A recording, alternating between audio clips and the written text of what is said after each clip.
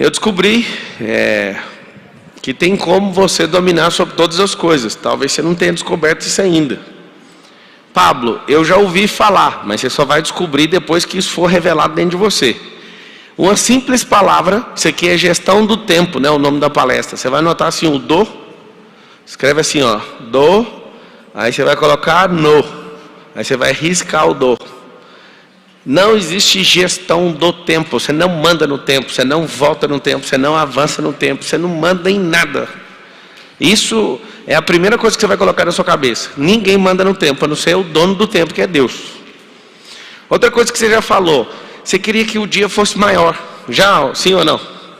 Isso é a característica de alguém ineficiente. Ineficiente. A pessoa, quando quer que o dia seja maior, ela está declarando o seguinte: Deus é incompetente. É isso que ela está falando. Você quer trocar uma ideia com ele nesse nível, sim ou não? Não. Você quer falar que ele é incompetente? Não. Então vamos lá. Fala com a boquinha assim, ó. Não existe gestão do tempo. Existe gestão no tempo. Então tem alguns tempos. A grosso modo existem 3 tempos. Só que na verdade eu vou te mostrar 7.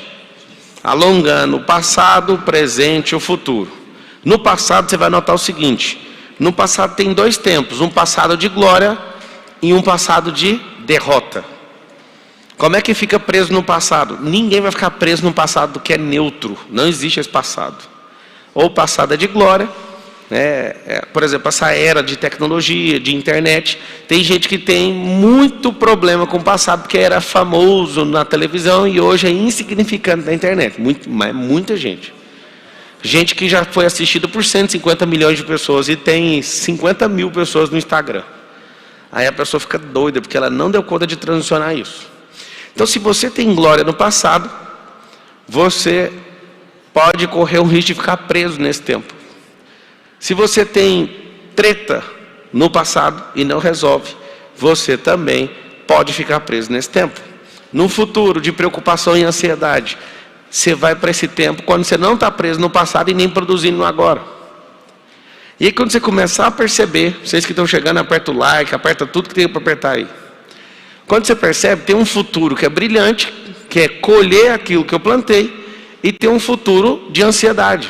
Não sei se você já parou para pensar, ninguém fica depressivo por causa do amanhã. A depressão é sobre o ontem. A ansiedade não é sobre o ontem, a ansiedade é sobre o amanhã. A ansiedade é uma palavra chamada preocupação, é colocar o cérebro no modo pré-ocupado. Você imagina uma pessoa que tem que trabalhar só amanhã e fica preocupado hoje, ou seja, ocupa o dia de desfrute, né? O dia mundial do desfrute, oficialmente é domingo. O Senhor falou para a gente separar o sábado. Eu descobri que a gente pode desfrutar todo dia. Quando Deus fala, é para separar o sábado, Ele está falando pelo menos isso. Presta atenção. Quando Ele fala, separe o sábado, está falando, eu já sei que você é trabalhador demais. Adão, que era seu pai, escolheu a enxada ao invés do jardim. Eu já te conheço. Quando Ele estabelece uma lei, Ele está falando, recolha pelo menos isso. Por exemplo, o dízimo é lei. Aí as pessoas falam, não, eu não vou dar. Eu, por exemplo, eu dou muito mais do que 10%. Então eu não me importo com essa lei. Eu sou altamente generoso naquilo que Deus manda eu fazer. Então 10% é lei de quem não dá conta de fazer alguma coisa. Então faz pelo menos a lei. Isso deixa um monte de gente doida. Então presta atenção. Quando ele fala separa o sábado significa desfrute. Desfrute no hebraico é descanso. Algumas pessoas confundem, achando que Deus cansou da obra, como se Ele fosse fraco como eu e você. Ele é uma fonte inesgotável, onipresente, onipotente. E aí sabe o que acontece? Ele fala descansar, desfrute no hebraico. Porque naquele 7º dia Ele falou, agora vamos ficar eu e você olhando e contemplando toda boa obra. Deixa eu olhar para você, vamos ser amigo. É isso que Ele estava falando. Então sim, tem um futuro brilhante. Quando você sabe e vê esse futuro, você começa a produzir no agora. No agora tem 2. Tem um agora, onde você está produzindo. E tem um agora que você está sendo omissivo. E aí tem alguns cérebros, são poucos. É um caso mais raro. Não tem problema nenhum com o passado e nem problema nenhum com o futuro. Mas é tão sem objetivo, tão sem propósito, e anda rodeado de gente que não fala nada com nada, que essa pessoa é tipo um zumbi. Ela não está desconfigurada por conta de passado algum e nem está preocupada com nada do futuro, é um zumbi. Esses casos são mais raros, mas o que significa esse caso dessa neutralidade no agora, nessa omissão? Neutralidade não, nessa omissão. Falta de sonho, falta de objetivo, falta de conhecimento. É tanta falta que a pessoa ela estabiliza e fala, isso aqui tá bom.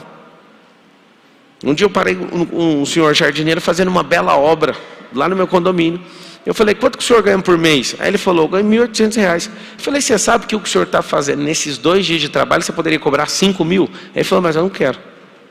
Eu falei, por quê? Porque eu prefiro ficar fechado.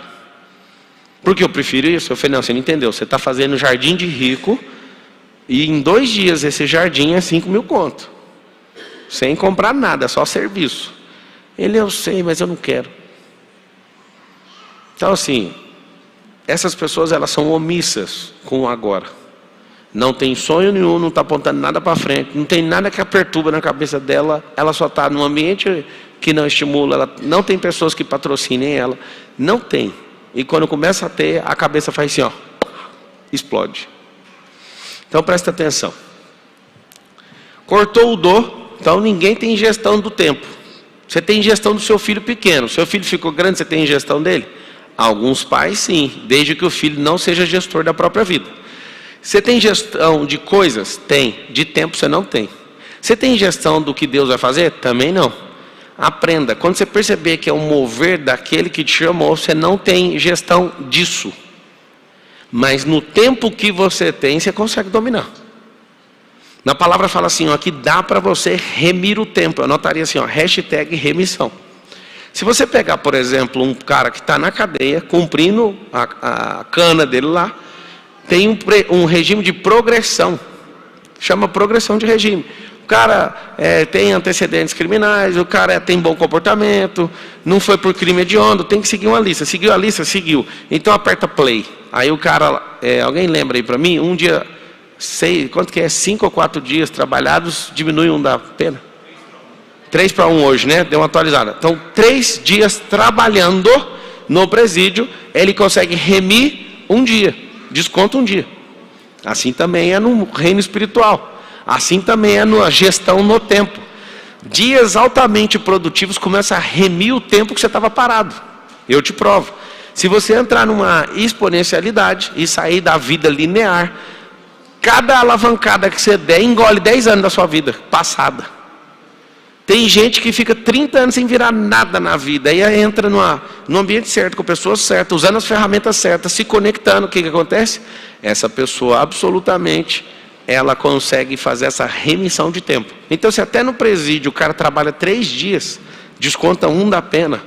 Imagina você que é altamente produtivo, descobre sua identidade, desbloqueia, faz os cambal. Conecta com gente certa, modela, produz, acorda mais cedo, bum, explode a cervilha e continua explodindo o limão, o melão, a melancia. Quando a festa está conectado online nessa expansão de consciência aí no universo.